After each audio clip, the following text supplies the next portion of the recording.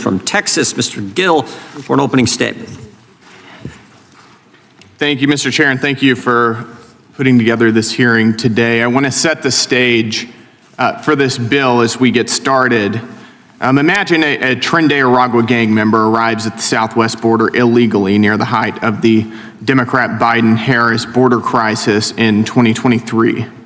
He's traveled a long way, but of course he's got taxpayer-funded NGOs who have provided him assistance throughout his entire journey. He's one of hundreds of thousands of illegal aliens encountered at the U.S. southwest border that month and more than 2 million that year alone. Because Border Patrol is overwhelmed, he's released into the interior of the country with a notice to appear in immigration court. To remain in the country and get a work permit, he'll file a bare-bones application for asylum that everybody knows is frivolous and stands no chance of success. Another taxpayer-funded NGO in the U.S. told him to do that, and he files his asylum application anyways. Because the immigration court backlog is nearly 4 million cases, it'll be years before his flimsy case is heard by an immigration judge. In the meantime, he'll move to New York or Chicago or San Francisco, be given taxpayer-funded benefits, be arrested for one crime or another, be coddled by sanctuary city leaders, and defended by Democrats who say America's long-standing immigration laws are simply too mean. Yet he'll remain in the immigration court backlog for years, filing continuance after continuance and motion after motion to delay his eventual removal from the United States. Years later, an immigration judge inevitably denies his frivolous asylum claim. The illegal alien gang member will appeal to the Board of Immigration Appeals, which will then take months, if not years, to reach a decision on his case. Once the Board of Immigration Appeals affirms the immigration judge's obvious decision, the illegal alien gang member will again appeal, this time to a federal court of appeals, which will take even more months, if not years, to deny his appeal. That's the process for one hypothetical illegal alien gang member allowed into the United States. It's not abnormal by any means, due to the open borders Democrat administration years ago. Thousands of federal man-hours at the Department of Justice, the Department of Homeland Security, and in the federal courts have been expended on this case alone, including countless taxpayer dollars. All of this to deny a frivolous claim by an illegal alien gang member to ensure he's deported from the United States. Today, we'll consider a bill to help end this insane nonsense. The Expedited Removal of Criminal Aliens Act is straightforward. It says if you're a criminal alien in the United States, you cannot game our asylum system and you cannot take advantage of the American people's generosity and remain in the country for years waiting for an immigration court hearing. If you're a foreign national who is convicted of certain crimes, you're ineligible for immigration benefits and relief. You must be detained and you must be deported quickly. For decades, current immigration law has authorized a more efficient process to quickly remove certain dangerous criminal aliens from the country. Under existing law, aggravated felon aliens can be removed from the United States without going through traditional immigration court removal proceedings. Current law also makes aliens convicted of aggravated felonies ineligible for immigration relief, such as asylum, and presumes they are deportable from the United States. This process is known as administrative removal or expedited removal. Every federal court of appeals to consider the constitutionality of these expedited procedures have held that the current statute comports with due process.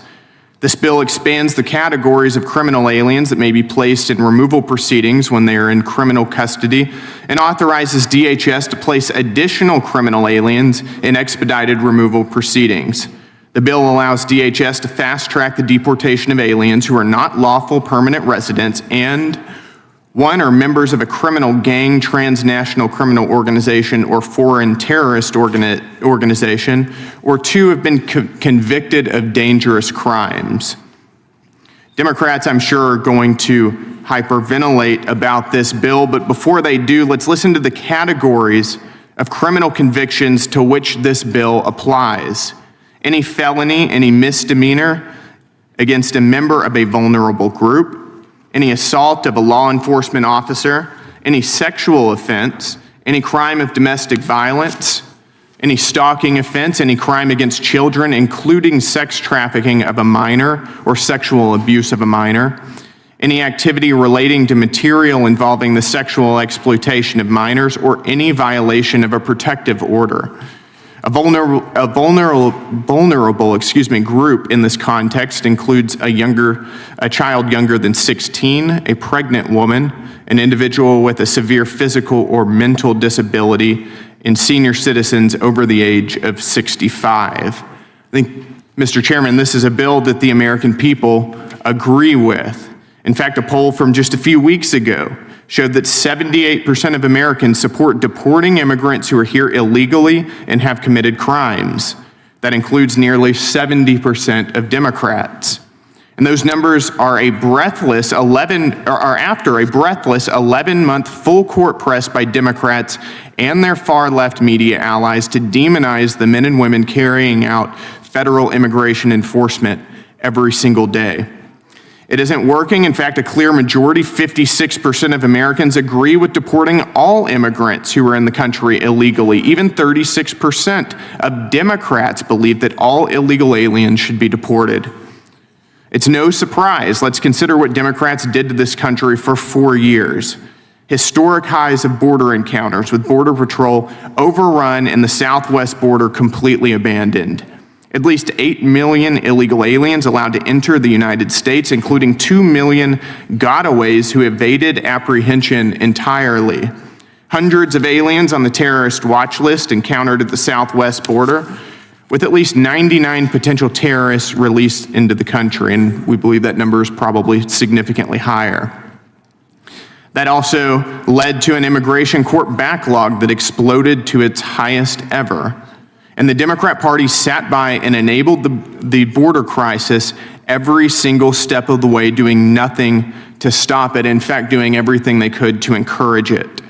When Democrats controlled and enjoyed unified control of the government with the White House, the House of Representatives, and the Senate, they went out of their way to leave our border open. They did nothing to secure the border, nothing to keep Americans safer, and nothing to enact what they constantly drone about, which is comprehensive immigration reform. So what have they done? Last Congress, the House passed a bill to secure the border and protect Americans. Every House Democrat voted against it. Last Congress, the House passed a bill to kick out foreign nationals who steal Americans' identities and commit Social Security fraud. 155 Democrats voted against it. Just this Congress, the House passed a bill to kick drunk driving illegal aliens out of the country. 160 House Democrats voted against it. Just 2 months ago, we passed a bill to increase prison sentences for illegal aliens convicted of felonies. 197 House Democrats voted against it. In January, we passed the Laken Riley Act, named in honor of the Georgia nursing student brutally murdered by an illegal alien. 156 House Democrats voted against it. In this committee, in September, we voted out a bill named after Kayla Hamilton, who was killed by an illegal alien. Every committee Democrat voted against it.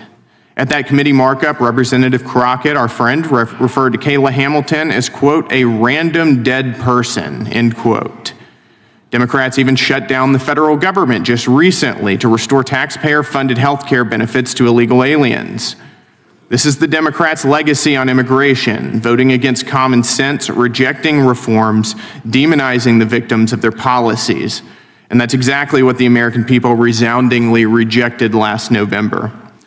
Foreign terrorists released into American communities, gang members unleashed onto American streets, illegal aliens crowded into American schools and hospitals, foreign nationals signed up for voter rolls, illegal alien benefits bankrolled by hardworking American taxpayers. That is their legacy. And at the end of it all, American communities are abandoned, American people victimized, mothers raped, daughters assaulted, sisters murdered. American cities overwhelmed, public services overrun, American generosity overburdened, and taxpayer budgets overstretched. And the American people said simply, we're over it.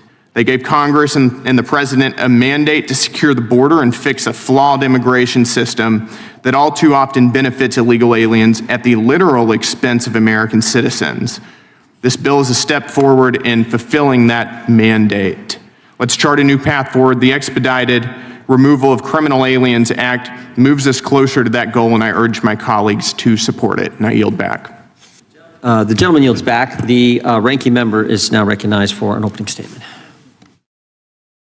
Mr. Chairman, thank you very much. You know, the two most beautiful words in the Constitution, maybe in the English language, are due process. It's due process that protects our rights and our freedoms from the arbitrary power of government officers who might be completely convinced of the righteousness of what they're doing, but they might not care about your rights, and they might not care about your freedoms, and they might be wrong about the facts. One of my colleagues said when we got into this debate last time to me, well, wait, you're not saying you support due process for guilty people, are you? And that's the whole point. We don't know if they're guilty until there's been due process. So yes, we've got to have due process for everyone. That's what the Constitution talks about. In our first colloquy about the first bill this morning, Mr. Chairman, we heard members saying that due process was just too excruciatingly prolonged and protracted when we were talking about a case where a guy kicked a dog, spent 3 days in jail, and then was deported from the country.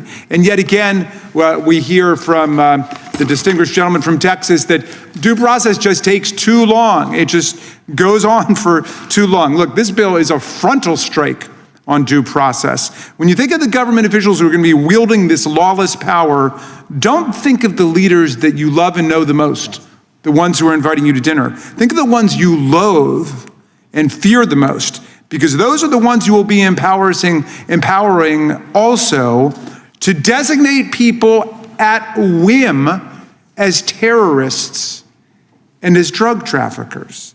This bill is extraordinary. It would allow the Secretary of Homeland Security to unilaterally declare any of the following people a terrorist or a gang member, even if they've never been convicted of anything, even if they're not being prosecuted for anything right now, and then deport them. Anybody traveling on a tourist visa, anyone working here legally on an H-1B work visa, or an agricultural visa, or a summer work visa. Anyone studying at an American university at the undergraduate level or the graduate level can just be designated a terrorist or a drug trafficker without any legal or administrative process at all. The summary designation of people lawfully present here as terrorists or gang members and their removal from the country would take place without any necessary evidentiary proof or any standard at all. This bill destroys due process. It's in plain violation of even the Roberts Court's holding that under the Alien Enemies Act of 1798, persons in America are guaranteed some form of due process before being removed. Yet time and again, we've seen this administration want to designate hundreds of people, thousands of people, en masse, as gang members and terrorists without any concrete, individualized, or relevant evidence to back it up. And these wild accusations have led to devastating consequences. Take the case of Jose Reyes Barrios, a 36-year-old professional soccer player and coach who was an asylum seeker from Venezuela, awaiting his asylum hearing. Unbeknownst to his family, he was swept up and flown out of the country to that famous torture prison in El Salvador as part of the government's dragnet campaign against Tren de Aragua. He had no criminal record. He had no criminal charges, but he was sent to the mercy of a brutal dictator in El Salvador simply because he's got a tattoo on his right arm, which was mistakenly associated with Tren de Aragua. In fact, the tattoo is of a soccer ball topped with a crown, which signifies the soccer club Real Madrid. He had no legal process. He had no judge. He had no jury. He had no right to counsel. He had no opportunity to present evidence or to hear the charges against him. He had no opportunity to cross-examine. He had no due process. Look at one other case, Andre Hernandez Romero, a gay makeup artist and barber who fled Venezuela's brutal Maduro regime. which was persecuting him for being anti-gay and for speaking up for free speech in Venezuela. He'd passed his credible fear interview in our asylum process. His asylum claim was pending when he was swept up in the government's campaign because of his benign tattoos of two crowns, one symbolizing his beloved father, one symbolizing his beloved mother. And that became the basis for his removal, with a unilateral administrative power to declare somebody somehow at odds with the government. Romero missed his asylum hearing because he was at the torture prison in Salvador. 60 Minutes reviewed his media posts going back for more than a decade and could not find a shred of evidence linking him to a gang activity, and yet he was described as a gang member. To this day, the government has never brought forward any evidence. He's had no constitutional due process whatsoever. And our friend from Texas wants to make this the law. He wants to make this official, that the government can declare anybody a gangbanger or a terrorist without any legal process at all and kick him out of the country. Come on. This is the Judiciary Committee of the United States House of Representatives. How can we be pushing this? And by the way, if you don't care about soccer players and gay barbers from Venezuela, how about this? Are you okay with the Secretary of Homeland Security having a unilateral right to deem far-right white South Afrikaner groups like the Boer Mag, whose leader tried to assassinate Nelson Mandela, designated as terrorists and gangsters, and then simply removed from the country? Is that a power you want to vest unilaterally in a government official? Do you want future administrations to have the right to describe visitors from right-wing groups and parties in Europe, like Alternative for Deutschland in Germany, or Rassemblement National Français, as terrorists and gangsters? This bill is an extremely blunt instrument. It could be used to conduct mass deportations and to strip people here of their rights to due process under the Constitution, as even this Supreme Court has found they have. I hope everybody will join me in my opposition and yield back to this bill, and yield back to you, Mr. Chairman. Gentleman yields back. Without objection, all other opening statements will be included in the record. The gentleman from Texas is recognized. This hearing features opening statements from members of the House Judiciary Committee during consideration of the expedited removal of criminal aliens. Act Representative Gill, RTX, opens by describing what he views as failures in the current U.S. immigration and asylum system. He outlines a hypothetical scenario involving a gang member entering the country illegally, filing a frivolous asylum claim, and remaining in the U.S. for years due to immigration court backlogs. He argues that the bill would streamline deportation for certain criminal non-citizens, expand eligibility for expedited removal, and address what he calls systemic abuses and national security risks.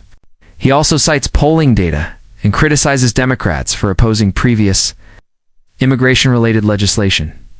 Ranking Member Representative Raskin, DMD, follows with a strong rebuttal, arguing that the bill undermines constitutional due process.